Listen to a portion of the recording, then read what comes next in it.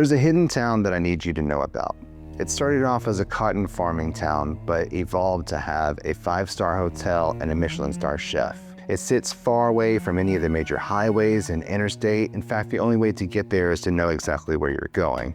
This entire town is owned by one person who invested millions into it. This rustic little town in northeast Arkansas is truly a diamond in the rough. The rough being the surrounding communities that are plagued by generations of addiction.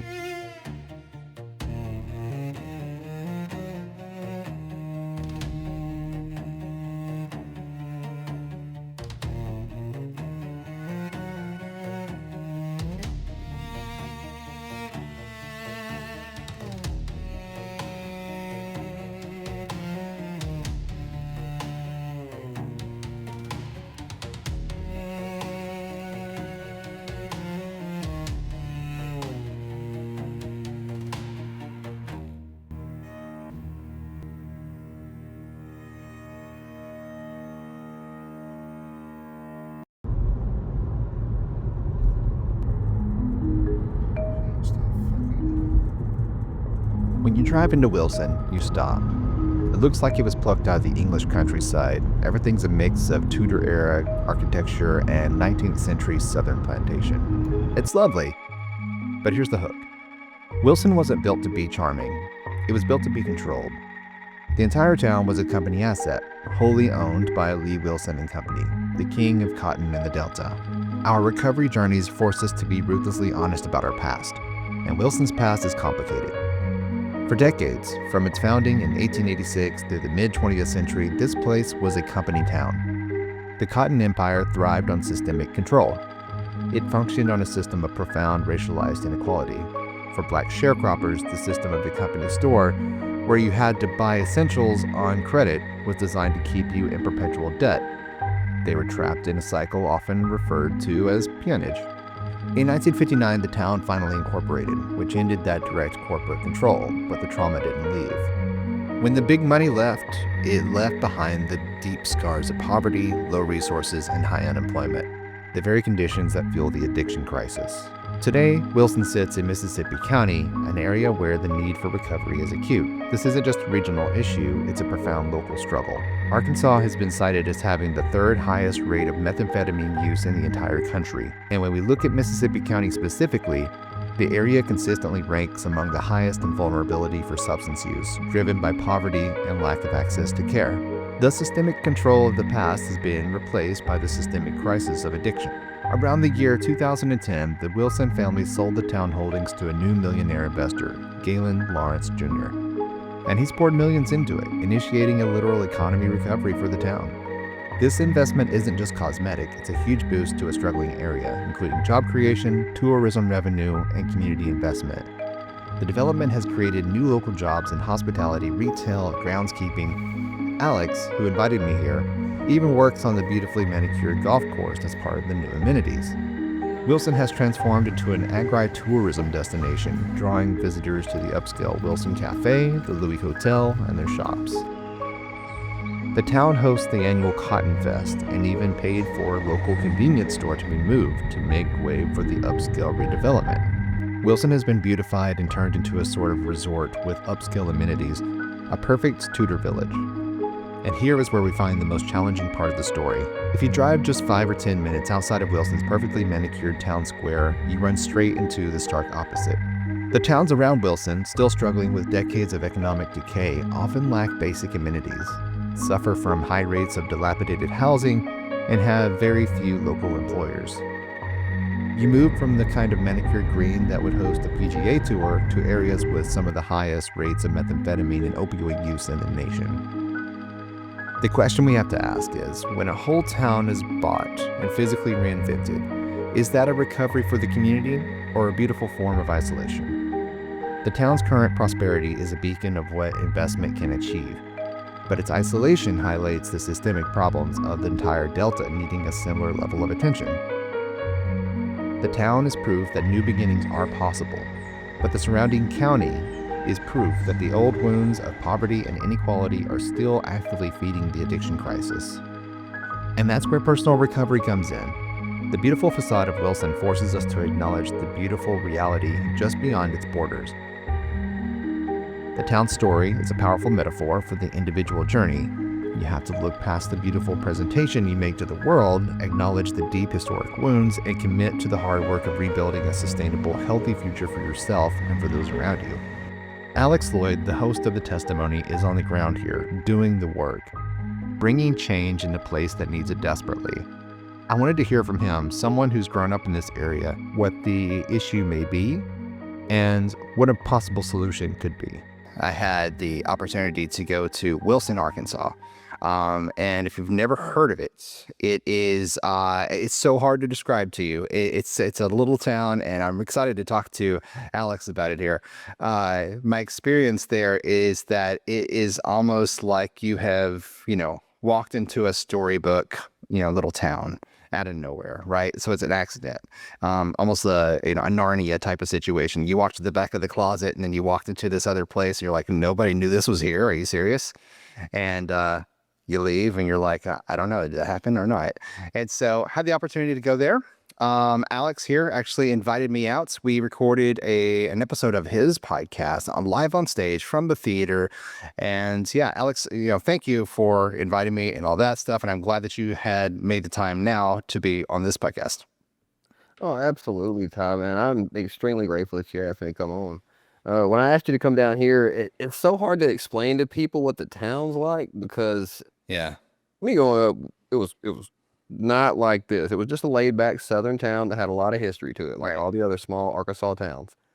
But whenever this guy came in and bought it and just invested so much of his own money into the town, it feels like a Hallmark town, like something you'd see on like a Christmas movie. It's so neat, but it's a weird thing to adapt to. We never seen that much money around here at all.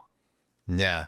And so I know we'll talk about it in a lot of the things that I filmed, I filmed around the town, filmed sort of the experience of what it was like to travel there, what we did there, of course, our time on stage. But, for the quick and dirty version of this, so someone had discovered this town that had a rich history in cotton farming.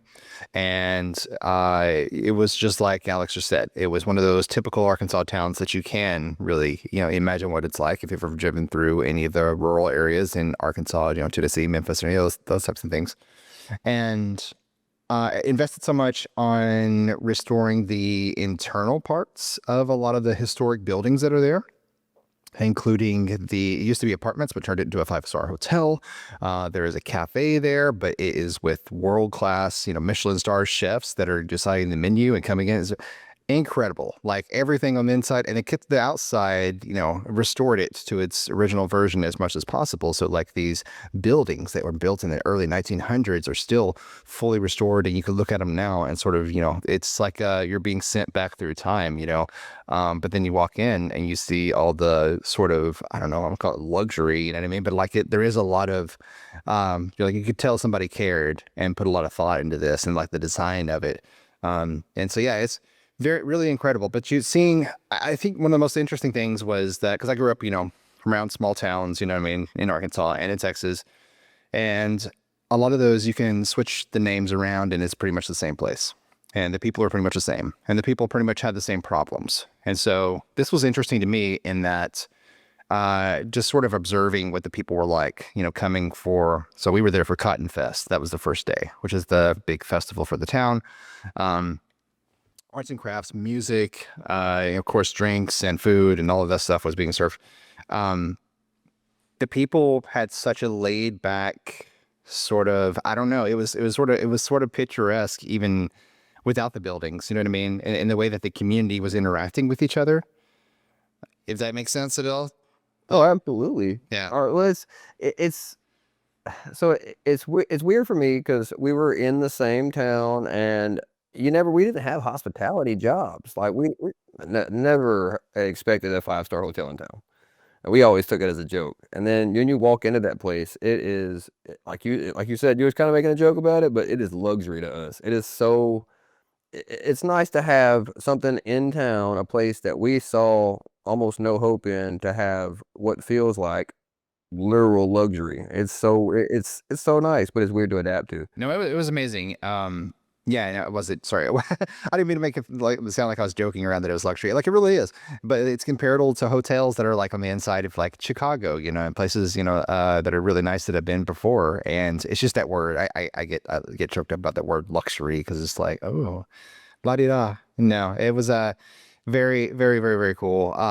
Great experience. And so Alex, I know you invited me out because you were talking about the needs for recovery. I know you run a recovery group, but talking about the resources that we need in that area because that town hasn't always been there in the state that it has been. Like as you just mentioned, you grew up in that area, and so first of all, let's just get into it. Who was Alex? How were you raised? What was that town like? What was it like in that area?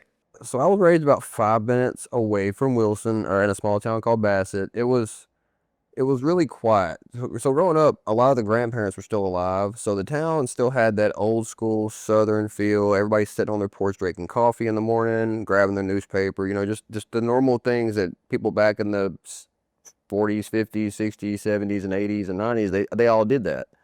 And then, around the 2000s hit, and I was just a kid in the area, but everybody I was around was addicts. And it was just the kids of the grandparents. So they kind of like how probably you and your friends grew up, just all people in the same town. You want to go hang out with your young buddies. And we got around, I would say all friends, but as an adult now, we see that we were friends who our parents were quotation marks friends with. So all of our parents were addicts, so they would go hang out with other addicts. They would be around the same people, and us as kids, we were always around that. So that's what we thought were normal things. So like the parents going out and just being high. Well, the fun thing as a kid to us, because it felt like we were just free. We can go out and do whatever we want because the parents would just go in the bedroom and lock the door. And so that's what normal life was like for most kids in our area. It was bad because, I mean, we seen it every day and we didn't think anything otherwise. Like, that's why I say the hotel is luxury because the people that come in there are blown away by the place, but the people here in the town, we're just as blown away. I mean, it wasn't like that. My town, Bassett was rough, man. So, like, after I think 2010-ish, all the grandparents started, they were all older, but they all started to pass away around the same time. And the kids started to take over, they took over the houses, stuff was passed down. And I mean, I watched within 10 years the entire street that I lived on just fall apart. So whenever the town, after about 2010, the entire town started to fall apart. I mean, the houses were falling in. And I mean, I have stories for days about the town just from just us being in the environment, not affecting us directly, but I mean, there was a lot that did. But the few that I could think off the top of my head that just kind of, in the same sense of me saying that, ruined the town. I'll just give you a quick story. Lady, one of the ladies across the street, her and her husband were both high. The grandparents had passed away. They were now in charge of the house. Uh, we caught the end of it because we just heard people out there yelling, and whenever you hear people outside yelling, I'm nosy, so I like to look out the window, but my window is on the side, so I had to go outside. So we go outside. The entire front of the house is not on fire, right? But everything past the living room in the front of the house across the street is covered in fire. Oh, wow. And the guy across the street, he's yelling into the house. We don't think, what's going on? Why is he yelling into the house? Maybe it's like his dogs or something. Yeah. And then out walks I think it was his wife. I think they were arguing or something. So she set the house on fire. Out walks her, like, into the house. She was trying to stay in the house and just let it burn down on top of her. Her mind, they were just Jeez. bad state of mind. And this it was just a normal week for us there in Bassett. There was always something going on like that. I mean, one, two, three of the houses on the street I grew up in burnt down within the same, about like a 4-year span. Just, Wow. there was always something going on. It was a rough place. It sort of just surprised me, just driving through, because you come off the interstate, somewhere near, Memphis and coming up through that way. And driving through those small towns, I'm like, man, this place looks, it's just familiar, You drive through any part of Arkansas, especially, north, south, central, but like anywhere other than like Little Rock or Fayetteville, that type of area, sort of see the same thing where it's the overgrown weeds and the big fields, farm equipment. There's always some sort of, pipe or sewer work being done or bringing cables because, Wi-Fi networks are expanding. And, But then you see like the groups of houses, and like you can sort of tell like what kind of neighborhood, based on like how much care is put into the house or what's sitting in the yard. Honestly a measure in Arkansas of like, okay, what am I getting into? Is there a school bus in the yard? There are lots of school buses in people's yards sometimes. Yeah. It's a collector's item around here, man. There are. You're so funny you Oh, say that. and like boats, tilapia, stuff like that. And saw a few of those, coming through there. And then like all of a sudden, like you're passing through these cotton fields, and then you're in this town, and then like everything's just sort of washed away, and you can tell that like this is, I don't know, it's such a different feeling. But we've talked several times about the importance of emergency care and having the availability of certain services in rural areas, and how important that is, because like you just said, like there was a whole generation of parents that were all just, addicted at the same time. And then that's how you kids had time to get away and do whatever you wanted to do. But like, these are the human beings that we always base our first steps in, right? That's these that we base, how we interact with people, and they help form our beliefs, and like we mimic in what they say and what they do. And then like, these are the first people that we sort of form, how we're going to be, we model ourselves out of that from young children. So how different is it, whenever you're looking at your parents and then like, that they're doing drugs. And then I know you and several other people also became addicted, around your community. And we were talking to Matt, which is your co-host on your podcast. And he was like, one of the biggest needs here is, there's no detox care. Right. And so if somebody, and he had overdosed, several times, and that's pretty incredible. So yeah, obviously, the resources like that, I don't know where the solution is. I know there definitely needs to be funding for that to even happen. And then there has to be doctors willing to, set up clinics that are emergency care, which there are plenty of doctors around the country that have a big heart and specifically help with those types of things. But I wanted to talk about your recovery group that you're starting, because that's kind of like where it all starts, right? So people get together and decide, hey, here's a problem, and we're going to identify a solution for it. And it starts from us having these conversations and talking about it and having someone to at least have support for it. Oh, absolutely. So it wasn't directly me. I will say this. I was approached by a guy in the church, and I'll be honest, for me, it was kind of out of fear and embarrassment, just because the people we were in church with, even though, like, I think you spoke about it on the podcast, you had said that it's the people you would never expect to be addicts. So up until the program actually started, I would have never assumed half the people in the church would have even accepted what they would, like, say I go to the pastor about starting a recovery program. I thought it would be a joke, but it also never crossed my mind. So I want to say Pastor Nick. He's not a pastor yet, but I'm speaking into existence. He will be a pastor one day. But he went to the pastor, and he asked him about starting a recovery program, and he just needed some guidance, and he kind of threw my name out there. Came and asked me, and since it started, I feel like there's been more of, not a known stance of the recovery community, but a more accepting stance. So like, I didn't know about the NA or AA until I started the program with Nick, and going to those, I would never have assumed that people like me, who I've been, I've been not depressed for a long time, but I still deal with those sad thoughts. Well, I didn't know you could go to a recovery program for something as simple as that. Like, I never knew that it's okay to go ask another man, like, hey man, can you just listen to what I got to say for a minute? It's like I mentioned to you, I'm going to take advantage of the cashier and the bank teller and everybody who's got to stand with me for a minute. So I use those as my therapists, but it's stuff like that that we need around here. And if we have a doctor willing to come do it, please, I'm begging you, not just me, but there are thousands of other people that are begging you, because we have a need for it. And other than, like I say, Nick and the people that are at NA and Blyable and the AA meetings and stuff like that, we have no resources around here other than a 45-ish minute drive. That's probably the closest one, and that's just if you want to go to a rehab. We have, like Matt said, no detox centers. We have a need for that definitely on this end of the county, because we have nothing. We don't have any NA meetings down here at the south end of Mississippi County. We don't have any AA meetings. We don't. That's why I'm hoping this platform can at least give people a place to come to and listen to a story, and hopefully that can change their life. But that's just a thought in the wind, is what it felt like to me at the beginning of this, because we didn't have that. I didn't know if we didn't have it in the area. I know it's a need, but we don't have the people around to even go to ask, how do I start this thing? And we got to start somewhere. I don't know where to start exactly. I'm just going to help out where I can.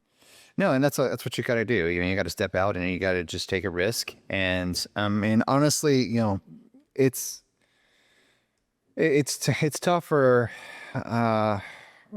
this situation. We've talked a lot about how recovery is not a one size fits all, but also there's not um, a wraparound service that exists that you can just bring from one city to another and just be like, you're going to have the same success rate. You know what I mean? Like it's all about the people and the culture.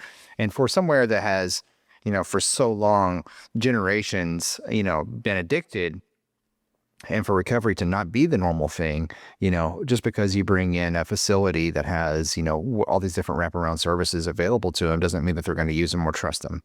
You know what I mean? Because they've lived on their own, and I don't know, there's sort of a spirit of independence, I think, for people that have been like that for a long time. I don't need help. I've got this. I've made it so far in my life and I haven't died yet, but like, overdosing, you know what I mean, can happen at any time. And with fentanyl out there, like, also, you may not even have a chance to recover. And it's like, yeah, you made it this far, but like one tiny little baby step could also be the end of everything for you if you don't get help now. But to have people come to that or realize, well, how much better could my life be, or how, you've got to have some sort of, I don't know, guilt about the way that you're treating the people around you, you know what I mean? And want something better for yourself and the people around you. Well, I think what was really amazing is that, you mentioned how your parents were addicted while you were a child, but your mom was there in the audience when we recorded live. And so that's huge, man. I mean, even if she's not ready yet, that's big. That's breakthrough. And it shows that, I don't think that she just went there to hear a message of recovery. You know what I mean? She went there to see her son.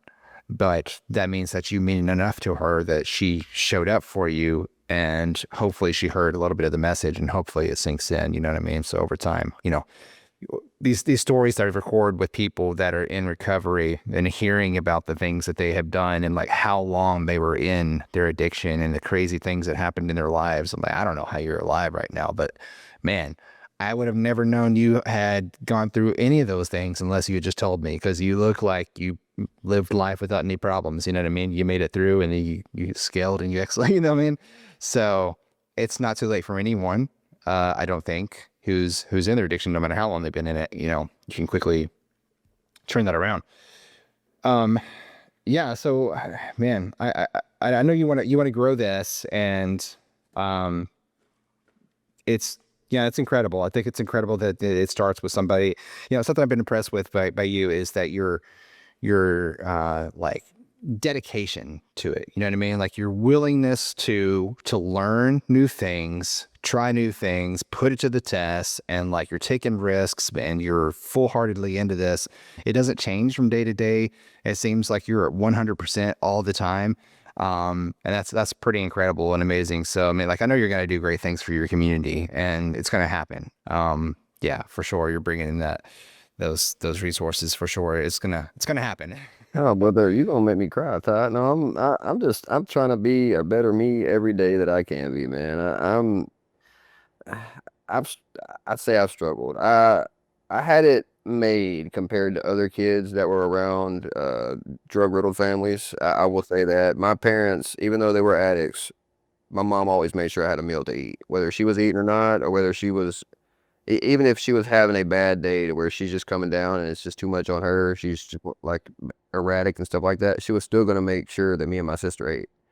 And it's stuff like that. As a kid, we didn't notice that. We just saw the bad in it. We just saw the addiction that was around us, and that kind of hurt me and my sister. I have a twin sister, and that uh, we were raised along the same footsteps, but we both chose different paths. So she fell into her addiction earlier, and she still witnessed the same things I witnessed growing up.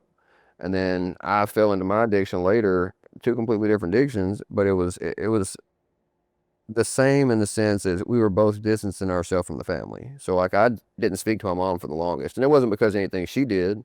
As an adult now, I wish I would have talked to her a lot more through my addiction, or just even through my high school and college years, because she did take care of it. Like she made sure we had dinner at night. She made sure we had a bed. It didn't matter how dirty the house was. She was still going to make sure we had somewhere to sleep, or sleep at night. And as an adult, I love that. I love knowing that my parents cared for me. Like even when my dad wasn't around a whole lot, he was in and out of prison, but when he was around, he cared for me, man. He was at all my baseball games, and I remember a lot of them, him coming to the games high, and it was kind of embarrassing. But man, I'd give the world to have that back any day of the week, just because I know he still cared for me. He showed up. I know a lot of kids who didn't have the luxury of that, man. I know a lot of kids who've dealt with a lot. They fell into addiction themselves, and like you said, the fentanyl it's gotten a lot bad, a lot worse around here, and it's taken a lot of kids away from their parents that they don't need to see that happen. Like it's preventable. If you just have like I think we mentioned to you about the Narcan, that's something that's new to us, but it's super accessible. It's a blessing to have that, because you never know when the last day with your family member is going to be, especially if you're just not mentioning that they can get help. But if you don't have any help around, then how do we know? You know what I mean? We didn't have that, man. We just struggled. That's why I felt like it was a battle every day. It was a battle every day. I'm just trying to be uh, a light in the darkness, man. I want to help these people get help just as bad as I wanted help whenever I was scared to ask for it. No, that makes complete sense. And so, yeah, I did want to ask you about the Narcan. So, like, how did that all happen? That you were able to acquire some Narcan?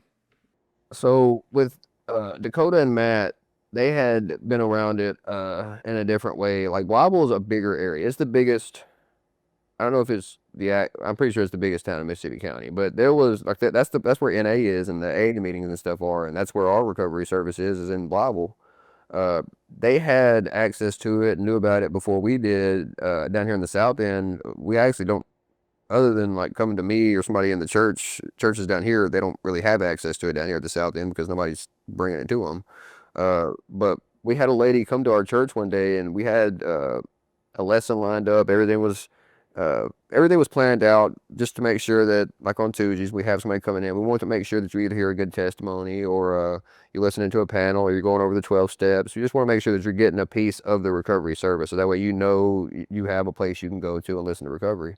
And we had to put all that on hold. A lady shows up, and she was like, "Hey, I got a box of Narcan. I'm here. I'm trained in showing other recovery services and other services that need, or other addiction services that need to know how to work Narcan and be able to know that they are accessible to it." And she just showed up with a box, like an actual box of Narcan, and was like, "Here, guys, this is all y'all's. You pass it out. Do what you want with it."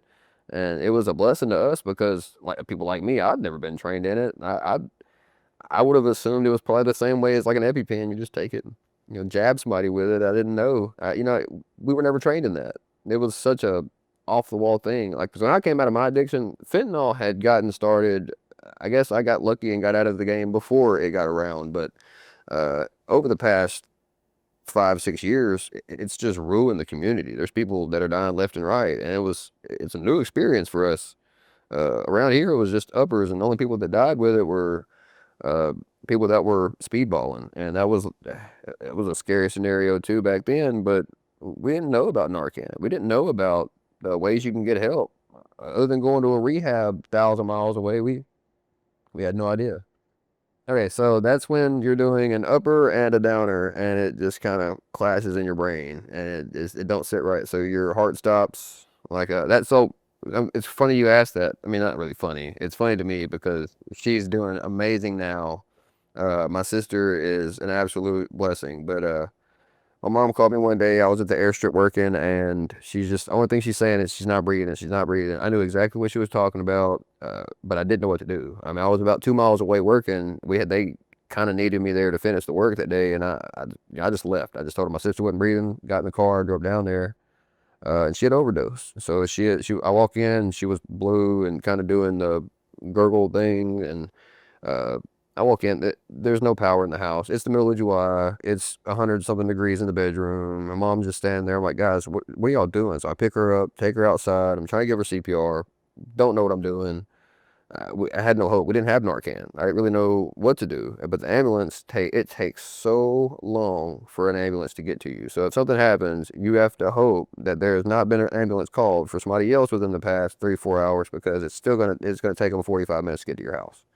And we live 30 minutes from the hospital. And that's not knocking the people that work for them. It's just there's such a need for it. We only got a few around, and they said they called him 15 minutes ago. I wasn't waiting another 15 minutes, so I just threw her in the car, and the only thing I could do was pray. So I'm praying for her to come back to me. I'm like, Lexi, please. I just recently lost my granddad, my dad, my uncles, my grandma, just all in the span of like 5 years. So I just praying that no, not again. I didn't want to see that again. And as soon as I grab her and I start praying for her out loud, and I ask her, I'm like, hey, Lexi, if you can hear me, please just grab my hand. And she squeezed my hand. So that to me gave me hope, but I still had to drive 20 minutes to another hospital. So I drive 20 minutes there. They give her Narcan. She starts coming back to, and that's when she told me she was shooting up meth, but also eating heroin. So it was, upper and a downer, and it just clashed with her body, and it shut her heart down. So I don't know. I know it wasn't anything I did, because my CPR was trash. But she's still here with us now, and I can say that she is completely blessed and sober right now. She's been sober for a good, I want to say 6 months. I don't know how it was for her in prison, because I know things in prison can get a little squirrely. But she was in the prison for almost a year. She got out. Well, actually, she was in the county for almost a year. Then went to the prison for a few months. But when she got out, I know from that day until now, she's been sober. So since March, she's been sober, and she's doing great. She's like been promoted a lot. She got promoted twice in the past 2 weeks at the rehab she's at, and she's now training to be a counselor. Which for somebody like me, I'm a twin. So we went down completely different paths. I went to school, but I stayed in my addiction. I was a functioning addict, whereas she fell completely off the face, is what it felt like. She dropped out in, I think, 9th or 10th grade. She was just moving home to home. She got pregnant with my nephew, ended up drowning, and she's had a really, really rough life. So I've had it bad, but I feel like I've had the better half of addiction. I made sure that I was okay, which makes me feel really selfish, but I made sure that I was always taken care of. All it took was for me to help my sister a little bit, and she's sober. If I had done that years ago, maybe she'd be a lot better, in a better state than she is now. But I feel like she appreciates being sober now. She's going through a program to where there's other people around her that are rooting for her, not just her family, not just the people that grew up with us, but there's people in the program, and that's what I love. If you need help and you need to go to a rehab, please go to a rehab. Please go to a facility that's going to take care of you, because you never know who's going to be there. These people that are in the program with her, I'll see her. They root for her in just random ways. I pulled up the other day, and she was playing cornhole, and the guys were just out there cheering her on, saying that she's the best one in the house, and that makes me so happy, because it's not just that they're being nice, but they're boosting her ego back up. They're making her feel like she's somebody again. I didn't see that. She didn't see that. So it's stuff like that I want to bring something to this area, man. If it gives me that much hope, it makes me so happy to see that. I know there's other families that want to see that for their kids. I know there is. That's incredible. Yeah, and I mean, it's just only a matter of time before those things come in. But yeah, you brought up something pretty important, which is like, what if, and it's a lot of what if, like parents and, spouses and even children who are trying to help their parents, a lot of them go through this sort of, it's almost like survivor's guilt, you know what I mean? A little bit, but it's always the what ifs. Well, if I had only done this, then they would be this way, or where did everything go wrong? A lot of parents especially go through that whenever it's talk about their kids, that, their addiction and when they're overdose, spoken to a lot of them, and they seem to always sort of go back to blaming themselves, but not, you got to realize that, like, where you were at the time whenever that was happening. It's like, yeah, well, I guess you could have, years ago done this, but like, were you in a state of mind to be able to do that? Did you see those options available? No, absolutely. So, yeah, the majority of it is on them to be ready to accept those, resources or services or whatever it is. But for us, we've got to take care of ourselves. You know, I mean, you did the right thing getting into that, because if we're the base of support that we're trying to build for them, and we're not solid, like that's just going to cause them to relapse, and you're going to cause a lot of other harm to be done in the world. So, um, 100%, man. That's perfect. I haven't heard it worded that way. That's it though. That's the nail on the head. yeah, I appreciate that. Um, so yeah, man, and I do want to talk about your show that you created, you know, sort of around this, so that you can open up these conversations. And so, I think it's, you know, this, you're speaking of two different things that are like huge in my daily life, which is, you know, podcasting and then talking about recovery. So I do two of those things. Uh, it's really interesting that you wanted to start a podcast. In that area, you know what I mean? Because yeah, I do run another, you know, organization that helps people in Arkansas, you know, start podcasts and everything else. And so like we go around the state and could usually pair with colleges and things like that. But it's interesting in such a rural place that you were like, I'm going to start a podcast. So I definitely want to, yeah, which is great. This is what I try to preach to everybody all the time. It's like there's the boundary to entry, you know, is so low that there's no reason not to, and you have something unique to say. There's always something that people can learn from you. There is a base of listeners that are out there for you, and you're not held down by, you know, the boundaries of your state or county or city. And you might find that you have a huge listenership in Germany somewhere or Indonesia, you know, and it happens a lot. Like when you look at your analytics, you know, a few months down the road, you're like, I did not expect that these people wanted to hear what I have to say, but hey, you know what? I've got some fans. Um, yeah, right. So I don't, so I wanted to ask you if you know, like, why start the podcast? Why is this one of your efforts that you wanted to do? And then what do you have hope to, you know, what are some of your goals with it?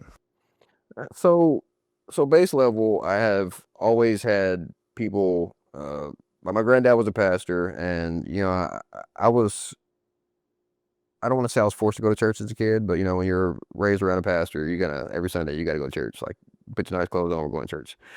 And when you're around people like that, you'll have people telling you different things. But I had a lot of people tell me that they'd see me as a pastor, and as a kid around addiction who got to live the life that they wanted, I thought that was a joke. And after a while, I started taking that a lot more serious. Just things in my life. I don't believe in coincidences anymore, but things in my life have kind of directed me in that path. So I went to the pastor about it, and I I've prayed about it so much, so it's not like it's leading me away from our church at all. I feel like I'm just, or it keeps moving me up in a sense of like I've gotten the opportunity to teach kids men. My wife's been doing it forever, but when I went to the pastor about it, he gave me that opportunity, and I took it and ran with it. But I want to use my abilities, everything that I've learned over the years. I want to take that and use it to benefit somebody else. If I'm just sitting here with the knowledge that I have over these little things, whether it be church or leadership or management or anything like that, how can I put all that together and use it just in a way that can benefit everybody around me? And whenever we got into the recovery service, that's taught me the steps how to help my family get help. I'm not the one doing any of the work. They're the ones that have to do all the work. They're the ones that have to make sure that they are making the effort to better themselves. I can just give them my advice only works for me. I can only say that, but I can say that if I can point them in the right direction, they can take the steps and find the advice that works for them. And that's what we need. So like me doing that, I saw that as not a window, but a way that I could reach a lot more people. So with our recovery service, and a lot of other services, so like NA and stuff like that, it's you don't speak about who's in there. It's all confidentiality is a key and a big thing with those bigger organizations. But they want to make sure that everybody knows that it's a safe place to come to. They're not just going to come in and get judged as soon as they walk in the door. And when you have people like that, there's people that come in and like when we have testimony night, there's people that'll come in and tell their stories, and there's so many people that I know it touches just in the church, but there's not a platform for them to tell their story, whether they make it PG rated or stuff like that, just to make it more audience friendly. But whenever they tell their stories, it can impact somebody's life and just make a humongous difference. Because I know that's what changed mine. People coming into our church and just speaking, but that's what's changed my mindset about a lot of things. Like even the people around me that I thought lost in addiction, and they're not. They just needed a little bit of help and somebody to point them in the right direction. And, you know, that's up until starting the podcast itself. Like here recently, I've just now started filming with your episode, and I'll be filming again next week, but doing a few guest appearances. I thought it's something that you could just jump right in and be super great at it because you're good at talking, and it is so hard to get behind the camera. So I'm still learning a lot of it, but I listen to podcasts all the time, man, and I know that there's a ton of people that listen to those. Like Kill Tony has a humongous audience. He does have a lot of great comedians on there, but he has a humongous audience plus live audiences that come and listen to him. And there's so many people that are listening to that daily that they get influenced by the stuff they listen to. So they're just listening to that constantly. That's what is on their mind all the time. And for somebody like me, I couldn't find a recovery podcast. I couldn't find something that was going to help me get it out, not just out of my addiction, but get into the same place that I thought I could never be in, but that I've seen other addicts get into just by taking a little bit of faith and a lot of effort on their part by just saying I'm going to get better. And so I had to kind of come out of my shell a little bit, but I wanted to make sure that we had something around here, just a place that people can get on there and speak. And if they want to get on there and speak and another church hears them or a recovery service hears them and knows that their testimony can touch them, they can reach out to them directly. Like this is not about me at all. I want this to be about everybody that comes on and shares their story. And that's something that it makes me so happy, but I also feel like I don't know what I'm doing half the time. So I'm just trying to use everything that I know that I've been growing up around or that I've just witnessed and experienced in my life to put together this one platform that I know can help somebody. My goal is to just help somebody, but I wanna help everybody if I can, man. I don't care how impossible it sounds. I want to help everybody every day that I can, and this is the only way I saw that being an impossibility. Like you travel the country doing this stuff, man. I would love to be able to do that, but I have to know what I'm doing first. Right? Like I'm still working on, I'm still learning a lot of it, but to me, it just seems like it's giving hope to an area that didn't have it. Like up until going to our recovery service, I didn't know we had NA. I didn't know. It's not like something to go, somebody's going door to door anymore. We don't have door to door salesmen. I mean, I haven't had anybody knock on my door except for, uh, well, it was my sister, but some years ago, but another story for another time. But I don't have it. You don't have people knocking on your door anymore. You just don't have people coming to check on you or just give you flyers anymore. It's always just like stick it on your door and go about your way, or put it under your windshield wiper and just go on because people are scared to talk to people. But they listen to stuff like this. They'll get on, they'll listen to, I listen to podcasts all day, but they'll get on YouTube. I know a lot of people get on Facebook and just doom scroll all night and they'll just sit there and wonder what's going on, but they're just listening to other people talk. And I've seen a lot of podcasts and I've seen a lot of YouTube channels where they have these people that get on there and talk and share these amazing stories, but afterwards they're not linked. They're not telling these people where they can reach out to them. They're just posting this video of an amazing story, and there's no way for these people to reach back out to these people to get them on their podcast. That's why I love stuff like yours. Whenever I was searching for recovery podcasts, yours is the one that just kept coming up. It kept coming up, and I was like, man, I've got to check this guy out. So I started to listen to it a little bit, and like even Matt said it the other day. He's like, dude, he's so knowledgeable in what he's talking about, and it's just because you experience recovery every day.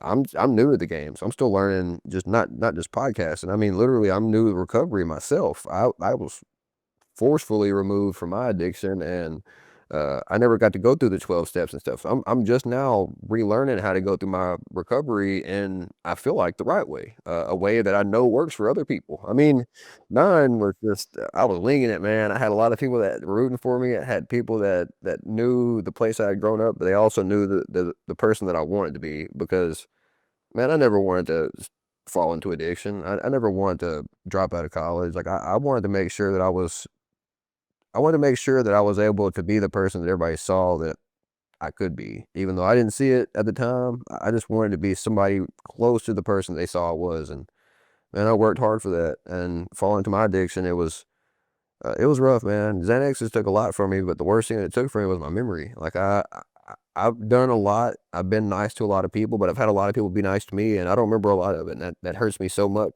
So like I spent a good 2 to 3 years these past few years just reaching out to people that I know took care of me when I was a kid. Like whenever stuff was going on at home, we did have a few friends whose parents were willing to take me and my sister in and just let us kind of live with them throughout the summer, and stuff like that As a kid, I was just hanging out with their daughters or their sons, and we would just hang out and have sleepovers and what it felt like. And as an adult now, I know as another parent who had got out of addiction and seen what we were going through, and wanted to make sure that we seen other people that were trying to do better. And I love that. So I do my best to reach out to those people just to say thank you. And uh, but having those people around me also showed me that if you just treat somebody nice, if you just try to show them and take them out of the environment they're in, you never know what difference you're making in their life. So like if you have a kid whose parents are just riddled with addiction, but nobody's ever came up to and asked them if they wanted to get help. If nobody's ever came up and told them, I know how to get you help.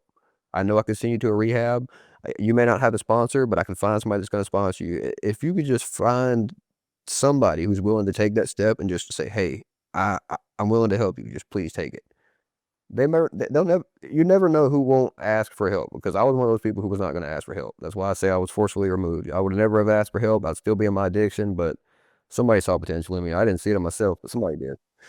And that person was my wife. I love her to death. And shout out to Kaylee. She's the best thing that's ever happened to me. I say that because, I mean, had I not had her in my life who was really trying to direct me into the right direction, man, I'd still be in the same town. There's no telling how bad it would have got for me, but just the people around me too, because I wasn't helping anybody, man. I was in my own addiction, and even then I was still selfish. I couldn't imagine living, let's see, it's been since 2017, almost 10 years out of my addiction, and I couldn't imagine the person I'd be living that same life for 10 more years. So I'm blessed. I'm super blessed with where I'm at, but I'm so happy with everything I've learned, because now I feel like I can do something like what you do, man. I feel like I can just travel and help people. No, you definitely can. And the way I, sort of see your your podcast when you're telling me what you're doing, and like after understanding exactly what it is that you were doing, it kind of seems like you're.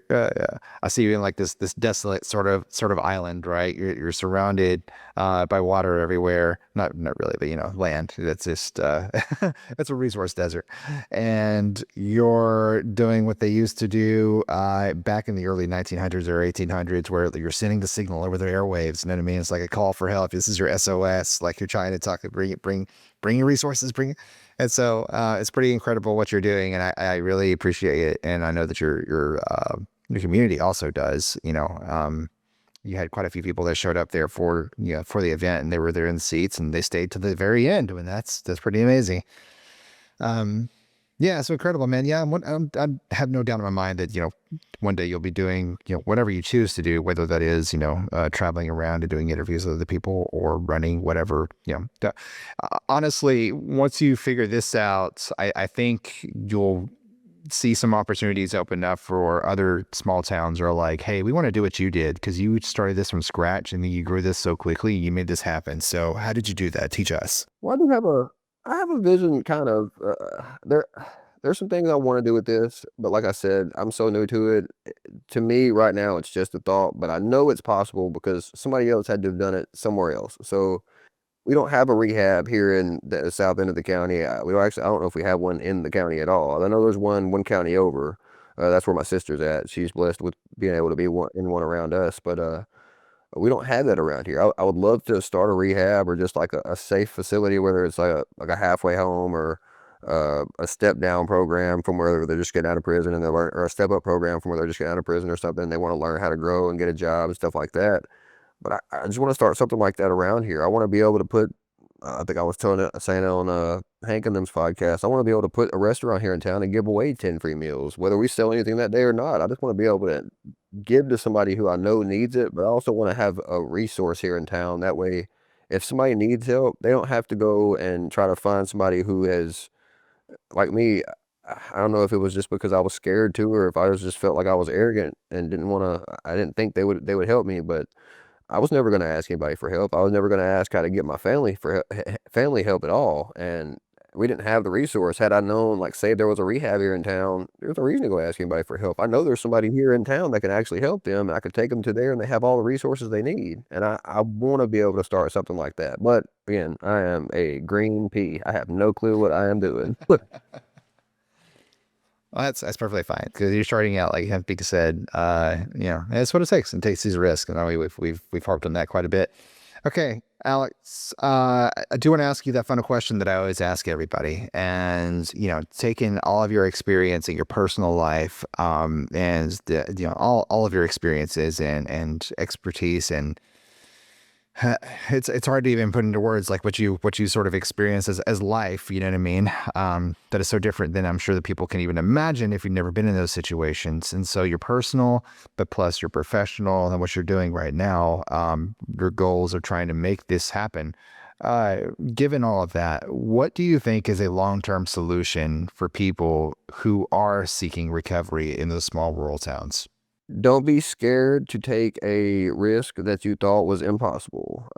No matter how far gone your family member you think they are, or how lost their mind is, or how deep in addiction they have been for as long as they've been, there is always a way to get help. But if you don't ask for help, you'll never get it. You have to be willing to ask somebody for help. You have to put your pride down just a little bit, enough to say, I'm struggling and I need somebody's support. I mean, sometimes that's all it takes, man, is a little bit of support. You don't need even if you don't feel like you need complete help, support can get you a long ways. Just don't be scared to ask somebody for help if you need it. Love it. It's awesome, man. So if people wanted to follow you, and of course they do, where would they go for that? It is forward dash, whatever the thing is, at the Testimony podcast. That is the Patreon, or you can find me on Facebook at the Testimony, or the Testimony on TikTok, or the Testimony podcast on Instagram. There's a lot of different platforms for it, but as soon as it drops, it'll be on all major platforms, so you'll be able to find it under the Testimony podcast on Spotify, Apple Music. The first episode is dropping October 31st. I am Oh, Halloween drop. Yes, yes, yes. Nice. I had to swap up my guest for the first episode, but that's why I'm so, so very blessed and ecstatic to say that am dropping your episode as episode 2 on November 17th. And then on the beginning of December is when the episodes drop weekly. So I'm working on getting a lot of people filmed, so that way I'm learning to edit as I go. I think you've been waiting on an edit for me for about 4 days. So I'm working on it, but it's rough for me because I haven't been. I don't know where you got that from. You're like, you can. I want to send it to you so you can be like, trash or almost trash. No, I think your show is going to be original. It doesn't have to be like anybody else's. That's the beauty of this. Yeah, I'm preaching to you about podcasting now. So my belief is that I always tell people, because I do a lot of speaking about creating podcasts and talking to colleges and everything else about it, and people do consulting. And I tell them, okay, the first thing you need to do with podcasting is you need to learn all the rules and like learn how people do it inside and out. Look at your favorite shows, look how different they are, how the same they are. Take all those rules and then break every single one of them. Make it your own. That's what I'm trying to do that. I'm trying to be unique in every way I can. I've almost got to where the point of I was this close to doing your episode today with me sitting outside, because my back, the across the cotton field from where I'm living at is beautiful, but I was like, no, I'd be doing a little too much, but it looked great. So one of these episodes, you'll see me outside, but I'm just trying to do everything I can to get this platform off the ground, because I know there's other people that need to hear these stories. That's why I love places like your podcast, Longterm. There's people that'll come on there and tell their stories, and I know it's changing somebody's life. And that's just I want people to be able to see that and have hope. I want people to know that there's hope in the area. At least I didn't think there was hope in the area at all. For sure. That's definitely out there. And I don't know. I'm glad that you're bringing it, man, and all success to you. I don't think you need me to put that on the air, because I think you're making it yourself. But I think it's yeah, I can't wait to see what you're doing. It's so unique, you know what I mean? So it has me excited, of course. But yeah, I appreciate that time, man. You rock, dude. Alex, thank you so much for everything. Incredible experience. We're making a special episode about Wilson and going out. And so if you guys haven't caught that, go catch that. And then thank you for listening to this episode. If you're listening to this as an audio podcast platform, you can find us on YouTube. Search for Long-Term, a Podcast in Recovery. And if you're watching this as a video, you can find us as an audio podcast on any of your major platforms, from Apple to iHeart. And the number one thing I always ask people to do is, you've heard Alex here talk about his passion for recovery, and something something he said here about, his experience and growing up with it, and a whole generation of parents that where this is just the norm, you know what I mean? And he's broken out of that. He's still helping his family members, still helping his community in recovery. Somebody needs to hear that message. Somebody needs to hear that. The number one best way that you can help us to grow the show and to make the message reach the people that need to hear it is to directly share this episode with them. The worst thing that can happen is they won't listen to it. The best thing that can happen is that they will have their life changed. And, I greatly appreciate all of you. Over 20,000 people tuning into this podcast every month. And it's always pretty crazy. We just passed the 4,500 subscribers on YouTube count as well. So that tells me there's a lot more of you that listen than subscribe. And so please subscribe. And I'm bad about not asking that, but I'm going to ask you this time. Please subscribe if you haven't already, and we will catch you in the next episode.